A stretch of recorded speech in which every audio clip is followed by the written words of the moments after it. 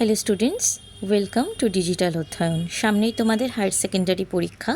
তো আজকে আমি তোমাদের হায়ার সেকেন্ডারি ইংলিশের জন্য কটা খুব জরুরি টিপস দিতে চাই। প্রথমতই আমি তোমাদের বলবো যে তোমরা কিন্তু ইংলিশের প্রত্যেকটা প্রোজ, পোয়েম এবং প্লে সেই নামগুলো ভালো করে পড়বে এবং অথর, পোয়েট এদের নামগুলো কিন্তু বানান সমেত খুব ভালো করে মুখস্থ করবে।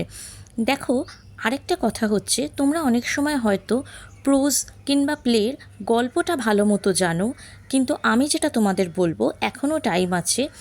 প্রোজ এবং প্লে খুব খুঁটিয়ে কিন্তু তোমরা রিডিং পড়ো, না হলে কিন্তু অনেক প্রশ্ন এমন থাকতে পারে যেগুলোর আনসারে তোমাদের ভুল হতে পারে।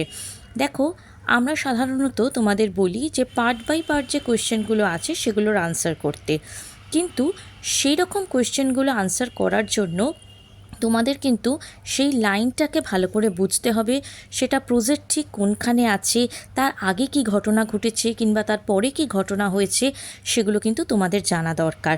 প্রোজটা না পড়লে শুধুমাত্র কিন্তু গল্পটা মোটামুটিভাবে জেনে রাখলে কিংবা শুধু কতগুলো সাজেস্টিভ কোয়েশ্চেন আনসার মুখস্থ করলে কিন্তু তোমরা এটা করতে পারবে না।